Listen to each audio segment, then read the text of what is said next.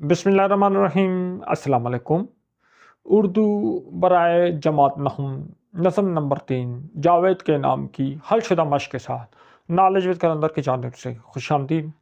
आज के इस लेक्चर में हम फेडरल बोर्ड की ये मश्क दीगर बोर्ड में भी है, तो हम फेडरल बोर्ड की जो एक्सरसाइज है, ये नज़म दीगर बोर्ड में भी है, फेडरल बोर्ड की जो एक्सरसाइज है आज हम उसको सॉल्व करेंगे। और इसके बाद एक अगले लेक्चर में जो पंजाब बोर्ड की एक्सरसाइज है उसको हम अलग से प्लेलिस्ट में अलग लेक्चर में सॉल्व करेंगे।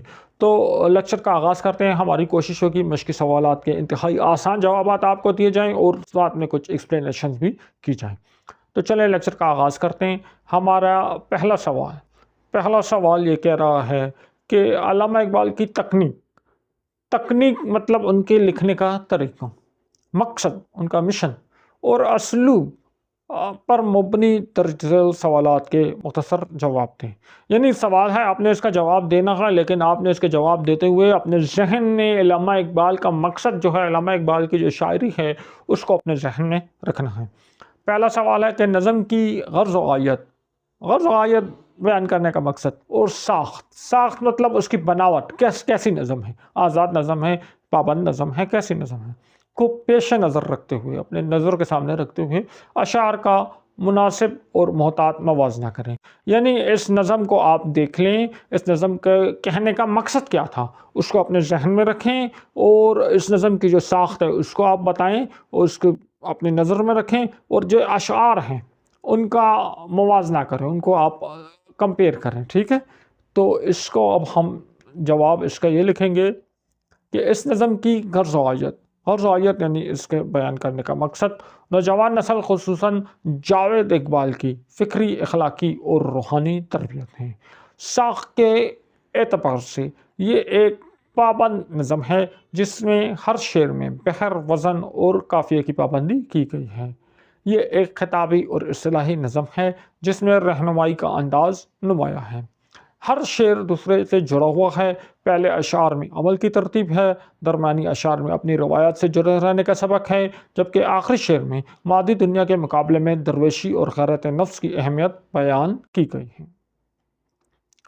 दूसरा सवाल, सफ़ाल हिंद से मीना व जाम पैदा कर से क्या मुराद है? सफ़ाल मट्टी को कहते हैं। सफ़ाल हिंद मतलब हिंदुस्तान की मिट्टी। ठीक है, तो इससे मुराद है कि अपनी मकामी रवायात और अपनी मट्टी और अपने वसाइल पर भरोसा करो। दूसरों यानी अहले मगरब की नकाली करने के बजाय अपनी सादा ज़िंदगी और तहजीब से आला दर्जे के कमालात और फ़न पारे तख्लीक करो। अगला सवाल है, अल्लामा इकबाल ने अपने तरीक़ को फ़कीरी क्यों कहा है? फ़कीरी, इकबाल के नज़दीक फ़कीरी से मुराद मुफलिसी नहीं बल्कि फ़िक्र गयूर हैं, यानी ऐसी बेनियाज़ी जिसमें इंसान मादी दौलत और बादशाहत की हवस से आज़ाद होकर सिर्फ अल्लाह पर भरोसा करता है और अपने ज़मीर का सौदा नहीं करता। सवाल नंबर 4, नए सफ़ो शाम पैदा करने से अल्लामा इकबाल की क्या मुराद है? जवाब, इससे मुराद एक नया इनकलाब लाना, पुरानी जंग आलूद रवायात को तोड़कर नई सोच और नया ज़माना तख्लीक करना है। इकबाल चाहते हैं कि नौजवान हालात के ग़ुलाम न बने बल्कि हालात को अपनी मर्ज़ी के मुताबिक बदल दें। सवाल नंबर 5, सकूत लाला व गुल से कलाम पैदा करने की क्या शर्त है?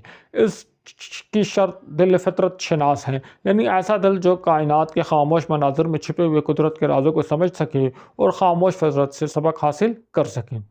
सवाल नंबर 2, इंटरनेट की मदद से उस्ताद मोहतरम के मोबाइल फ़ोन से ले और आहंग में ये नज़म सुने। नज़म को दुरुस्त लफ़ज़, लब लहजा, उतार चढ़ाव ज़रूरत के मुताबिक तासर के साथ पढ़ें। तो इसके लिए आप मेरा जो तशरीह वाला लेक्चर है वो आप देख लें, वहाँ पे आपको अच्छा आइडिया जो है वो हो जाएगा। उसके बाद सवाल नंबर 3, अल्लामा इकबाल की शामिल इंसाफ नज़म पढ़कर उनके तर्ज़ तहरीर की शिनाख्त करने की मशक़ करें। यानी अल्लामा इकबाल की नज़म पढ़ के आप देखो, जिस तरह एक बंदे के बात करने का स्टाइल होता है, बात करने का तरीका होता है, लब लहजा होता है, इसी तरह एक बंदे के लिखने का जो है वो तरीका होता है। तो आप किसी बंदे को उसकी तहरीर से भी पहचान सकते हैं। तो अल्लामा इकबाल की ये नज़म पढ़ें तो आपको कोई और नज़म दे तो आपको कैसे पता चलेगा ये अल्लामा इकबाल की नज़म है? तो अल्लामा इकबाल का असलूब फ़िक्री, ख़ताबी, फ़लसफ़ियाना और इस्लाही है। वो नौजवानों को मुखातिब करके अमल, खुदी, इश्क और आज़ादी का दर्स देते हैं। इलामात, इस्तारा, तशबीह का खूबसूरत इस्तेमाल उनके कलाम की پہچان ہے۔ ان کا لہجہ مخاطب کو عمل پر اکسانے اور جوشیلا ہے، جسے خطیبانہ انداز بھی کہا جاتا ہے۔ تو یہ چیزیں جب ہمیں نظر آئیں گی تو ہم کہیں گے یہ کلام جو ہے علامہ اقبال کا کلام ہے۔ اگلا سوال، علامہ اقبال نے چونکہ یورپ کی تہذیب اور معاشرت کو قریب سے دیکھا ہے، جب آپ کے بیٹے جواد اقبال اعلیٰ تعلیم کے سلسلے میں انگلستان گئے تو وہاں تہذیب و تمدن اور معاشرت سے روشناس ہوئے۔ اچھا، اب یہ سوال جو ہے یہ آپ لوگ دیکھ لیں، اس میں کہا جا رہا ہے علامہ اقبال جب بیٹے وہاں گئے تھے تو اس ٹائم والے انگلینڈ کو دیکھیں اور ابھی والا انگلینڈ دیکھیں۔ اب کہہ رہے ہیں نظم جاوید کے نام پڑھ کر اس زمانے کے انگلستان کی تاریخ سے واقفیت حاصل کرتے ہوئے اس ٹائم کے انگلینڈ کی جو ہسٹری تھی اس سے دیکھیں، ان کے جو کلچر تھا اس کے بارے میں جانیں، اس کے بعد عصر تناظر یعنی آج کل کی میں اس کی اہمیت پر رائے دیں۔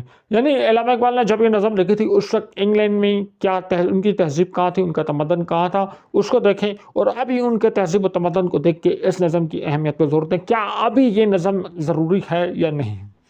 تو اس کا جواب ہے علامہ اقبال نے مغربی تہذیب کو قریب سے دیکھا تھا، اس لیے وہ اس کی اندھی تقلید کے سخت خلاف تھے۔ آپ نے جاوید اقبال کو مغربی تہذیب کی چمک دمک سے بچنے کی جو نصیحت کی تھی وہ آج کے دور میں پہلے سے زیادہ اہم ہے۔ آج گلوبلائزیشن اور سوشل میڈیا کے دور میں جب نوجوان اپنی پہچان کھو رہے ہیں، اقبال کی نظم ہمیں اپنی جڑوں مشرقی اقدار سے جڑے رہنے اور اپنی خودی کی حفاظت کرنے کا درس دیتی ہے، اس لیے نظم آج بھی اتنی ہی اہم ہے۔ سوال نمبر 5، درست تلفظ کی فہم کے لیے مندرجہ ذیل الفاظ پر اعراب لگائیں۔ اعراب مطلب زبر زیر وغیرہ لگائیں۔ اس کے دیکھو اب یہ ہے فطرت ہے تو اوپر فے پہ زبر لگاؤ تو فطرت بن جائے گا، فے پہ زیر لگاؤ تو فطرت بن جائے گا، فے پہ پیش لگاؤ تو فطرت بن جائے گا۔ تو اعراب لگانے سے آپ تلفظ جو ہے ہمارا ٹھیک ہوگا۔ تو درست تلفظ کیا ہے؟ آپ زبر زیر پیش لگا کے واضح کریں۔ ایسا سوال پیپر میں نہیں آتا لیکن آپ کو اردو ٹھیک کرنے کے لیے ایسے سوال کو کور کرنا ضروری ہے۔ پہلا ہے دیکھو فطرت، فطرت فے کے نیچے زیر ہے، تے پر جزم اور رے پر زبر ہے۔ سکوت، سین پر پیش، کاف پر بھی پیش۔ فرنگ، فے پہ زبر، رے پر زبر اور نون پر جزم۔ سفالہن، سین کے نیچے زیر، فے پر زبر اور ہے کے نیچے زیر، نون پر جزم۔ غزل، غین پر زبر، زے پر زبر۔ سمر، سے پر اور میم پر زبر ہے۔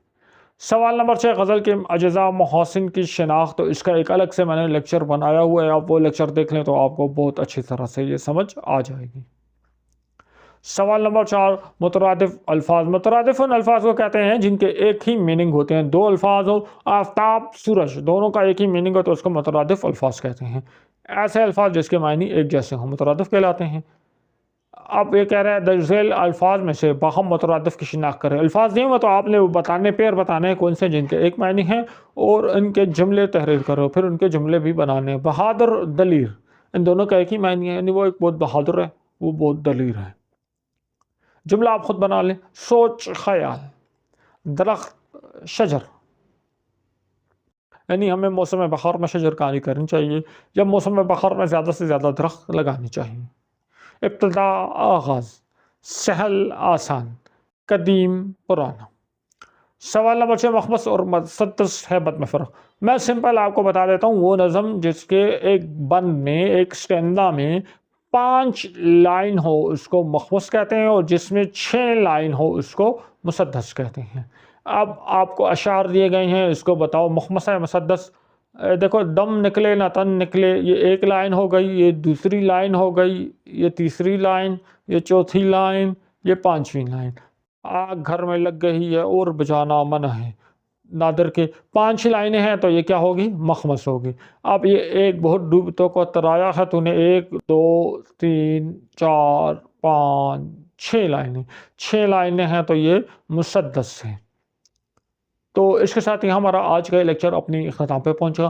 اگلے لیکچر میں انشاءاللہ اگلی نظم کی مشق کے ساتھ دوبارہ آپ کی خدمت میں حاضر ہوں گے۔ ویڈیو پسند آئی اس کو لائک کریں، دوستوں کے ساتھ شیئر کریں اور ہمارا چینل کو سبسکرائب کریں۔ نیکسٹ ویڈیو میں ملاقات ہوگی، اپنا خیال رکھیے گا، اللہ حافظ۔